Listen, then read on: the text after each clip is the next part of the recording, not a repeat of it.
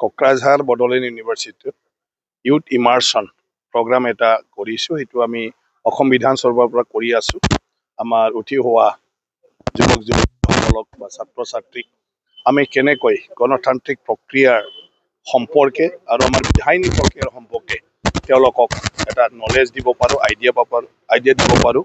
বিধানসভা কি, বিধানসভা কেনেকুৱা চলে, বিধানসভাৰ কাৰ্যপ্ৰণালী কেনেকুৱা, সেইটো লৈ ফালে তো গুৱাহাটী ইউনিভাৰ্চিটি আৰু গুৱাহাটী থকা বিভিন্ন ইউনিভাৰ্চিটিৰ ষ্টুডেণ্টছবিলাকৰ লগত অলৰেডি হৈ গ'ল। যিটো আমাৰ কোকৰাঝাৰ 12 তাৰিখে হ'ব, সেইটো লৈ অহাকালি প্ৰিপাৰেশ্যন প্লাছ আমাৰ বিভিন্ন কলেজৰ শিক্ষক আৰু তেওঁলোকৰ ছাত্ৰ ছাত্ৰীৰ ইউনিয়ন বডিবিলাকৰ লগত অলপ আলোচনা হৈছিলে। সেই কাৰ্যসূচীত মানে কেনেকুৱা ধৰণৰ আমি মানে ব্যৱস্থাটো কৰিব লাগে সেইটো লৈ ফালে তো সেইটোৱে মূল আছিলে। এটা মোৰ পৰ্বতজোৰাত এখন কলেজত মই MP থাকোঁতে 20 লাখ টকা অনুদান দিছিলোঁ আৰু কোভিডৰ কাৰণে সেই পইচাটো পোৱা নাছিলে। পিছত লেটকৈ পইচাটো অহাৰ পিছত কাম কৰি সম্পূৰ্ণ হ'ল। তেওঁলোকে আমন্ত্ৰণ জনাইছিলে। তো এই কলেজৰ যিটো ক্লাছ ৰুম 20 লাখ টকাৰ সেইটো যোৱাকালি উদ্বোধন কৰা হৈ গ'ল। আৰু বাকী আজি আমি গুৱাহাটী ফালে গৈ আছোঁ আৰু চিৰাঙত আমাৰ বন্ধু বান্ধৱ চবে ক'লে একেলগে ভাত খাই অলপ মানে বহি যাওঁ। তো সেই হিচাপে ভাত খাবলৈ আহিলোঁ। এতিয়া যাওঁ আৰু লাহে লাহে। BTC নিৰ্বাচন ভালকৈ হ'ব লাগে, কাৰণ নিৰ্বাচনে হ'ল আমাৰ দেশখনক পৰিচালনা কৰাৰ এটা মানে দায়িত্ব প্ৰদান কৰাৰ প্ৰক্ৰিয়া। গতিকে BTC সাংবিধানিকভাৱে 6ষ্ঠ অনুসূচী হ'ল আৰু এই ব্যৱস্থাটো পৰিচালনা কৰিব লাগিলে নিৰ্বাচনৰ জৰিয়তে আমি নেতা পাতিব লাগে BTCৰ ৰাইজে। গতিকে যেতিয়া নেতা মানে কি কয় আপোনাৰ চৰকাৰ পাতাৰ প্ৰক্ৰিয়া নিৰ্বাচন, আৰু নিৰ্বাচনত ভাগ ল'লে ৰাজনৈতিক প্ৰক্ৰিয়া, আৰু ৰাজনৈতিক প্ৰক্ৰিয়া হ'লে ৰাজনৈতিক দলবিলাকে খুব মানে এক্টিভলি লাগি যাব লাগে। আৰু চবে সেইটো সময়তে চিন্তা কৰে যে আমাৰ BTCখন কেনেকৈ চলি আছে, মানুহৰ অভাৱ অভিযোগ কি, আৰু সেইটো আমি কেনেকৈ সমাধান কৰিব পাৰোঁ। গতিকে মানুহৰ লগত মত বিনিময় হয় আৰু এটা চিন্তাও আহি পৰে যে BTCখন আমি সেইবোৰ নকৰিলে নহ'ব। গতিকে নিৰ্বাচন, গতিকে সেইটো খুব গুৰুত্বপূৰ্ণ। মই ভাবোঁ এইবাৰ BTC ৰাইজৰ হকে ভাল কাম কৰিবলৈ BTC ৰাইজে ভাল চৰকাৰ পাব। সব সম্ভৱ সব সম্ভৱ, মানে মিত্ৰতাও সম্ভৱ আৰু কিবা এটা তেনেকুৱা ধৰণৰ কোনোবাই আগতীয়া সিদ্ধান্ত ল'লেও বুজা পৰা মানে অলপ এৰা ধৰা। গতিকে এতিয়াও তেওঁলোকৰ সময় পাৰ হৈ যোৱা নাই, নিৰ্বাচন হোৱাই নাই যিহেতু।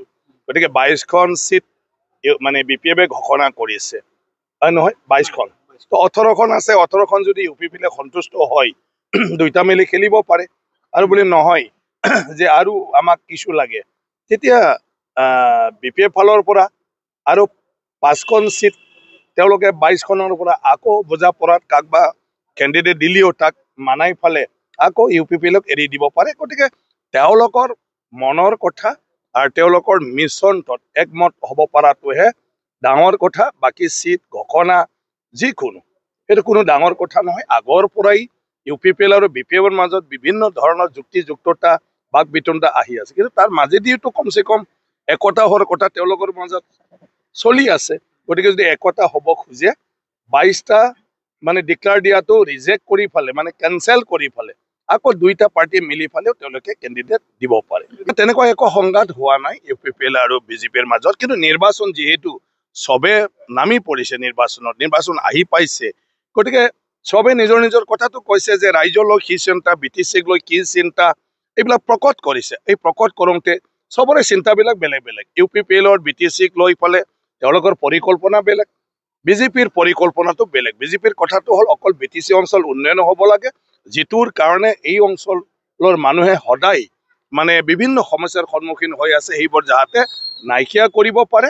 আৰু BJPৰ যদি চৰকাৰ হয় তেতিয়াহ'লে BTC কৰ্তৃপক্ষই যিটো ৰাজ্য বা কেন্দ্ৰ চৰকাৰ নহ'লে কৰিব নোৱাৰে, এইখিনি ৰাজ্য আৰু কেন্দ্ৰ চৰকাৰৰ লগত আলাপ আলোচনাৰ মাধ্যমেদিও এই BTCৰ কিবা যদি জটিল সমস্যা আছে সেইবিলাক সমাধান মানে কৰি দিব। গতিকে চবে নিজৰ নিজৰ পাৰ্টিৰ যিটো BTC ৰাইজক লৈ ফালে মানে যি এজেণ্ডা আছে, নিজৰ নিজৰ কাৰ্যসূচী আছে, এইবিলাক ৰাইজক কৈ আছে। ৰাইজে যদি যাৰ কথাটো ভাল পায় তাকে ভোট দিব ৰাইজে।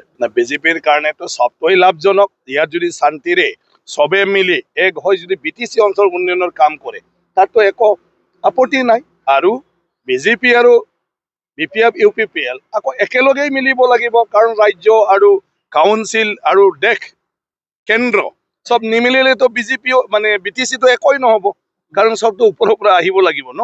গতিকে মিলা মিছা কেতিয়াও কাৰো বেয়া হ'ব নোৱাৰে। বাকী 21 চনটো সবকে লাগিব। গতিকে বিভিন্ন সময়ত পলিটিকেল বিভিন্ন কাৰণত একত্ৰিত হয়, আৰু মুখ্যমন্ত্ৰী ডাঙৰীয়াই কৈয়ে আছে অপেনলি যে UPPL আৰু BPF মিলিলে আমাৰ সবৰ কাৰণে ভাল, মাত্ৰ BTCৰ উন্নয়ন হ'ব লাগে, BTC শান্তি থাকিব। নাই, সেইটো নিৰ্বাচনৰ সময়ত সেইবোৰ হয়। এতিয়া মই বিজেপিৰ সদস্য আৰু বিজেপিৰ পৰাই BTC অঞ্চলৰ পৰা এটা উৎসৱ মানে পদত মই মানে আজি কি কয় থাকি ফালে কাম কৰি আছো। তো বিজেপি বুলি ক'লে মোৰ ছবিটো আহি পৰে, তো চাহ দোকান ক'বাত সেইবিলাকৰ কথাটো চৰ্চা হয়।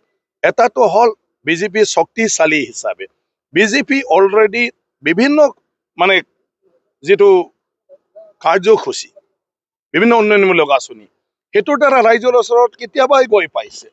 প্ৰতিজন কৃষকে নিজে নাজানাকৈ হাল বাই থাকোঁতে 6,000 পায়। হয় না নহয়? প্ৰত্যেকটা দুখীয়া মানুহবিলাকৰ ঘৰত আজি অৰুণোদয় গৈ আছে, 1250কৈ গৈ আছে। আজি মহিলা উদ্যমিতা আঁচনি আৰু অন্যান্য সবলীকৰণ আঁচনিৰ দ্বাৰা মহিলাখিনিয়ে টকা পইচা পাই ফালে কিবা নহয় কিবা এটা কাম বহুতে কৰি আছে। আজি যাৰ ল'ৰা ছোৱালী আছে তেওঁলোকে পঢ়া শুনাৰ ক্ষেত্ৰত কলেজ স্কুলবিলাকত তেওঁলোকৰ এডমিশ্যন ফ্ৰী হৈছে। এতিয়াতো নিযুত মইনা আঁচনি আজি দিলে। তো বিজেপি ঘৰত গৈয়ে আছে চৰকাৰৰ আঁচনিৰ জৰিয়তে।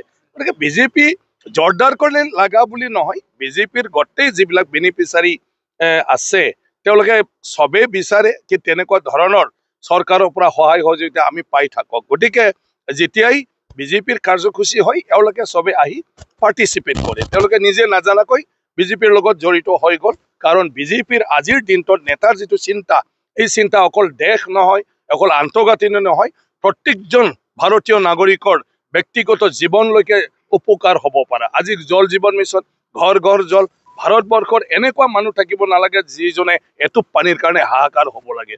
প্ৰত্যেকজন মানুহৰ আপোনাৰ পাকাৰ ঘৰ, এনেকুৱা আমাৰ স্বাধীন ভাৰতত থাকিব নালাগে যাৰ থাকিবলৈ ঘৰ এটা নাই। এই চিন্তাবিলাক সবকে সামৰি লৈছে কাৰণে বিজেপিত গজগজিয়ে দেখি আছে, আৰু সেইটোৰ কাৰণে মানুহে আজি বিজেপি কৈ আছে। কাৰণ বিজেপিৰ আজিৰ নৰেন্দ্ৰ মোদী ডাঙৰীয়া আৰু হিমন্ত বিশ্ব শৰ্মা ডাঙৰীয়াৰ যিটো পৰিকল্পনা, আৰু এই পৰিকল্পনা আধাৰত যিবোৰ আঁচনি, সেই আঁচনিবিলাক প্ৰত্যেকজনকে চুই গৈছে। কিন্তু নিৰ্বাচনটো বেলেগ, নিৰ্বাচনৰ সময়ত কোনটোৰ কাৰণত মানুহে কাক ভোট দিব এইটো ৰাইজে নিজে ডিচিশ্যন ল'ব।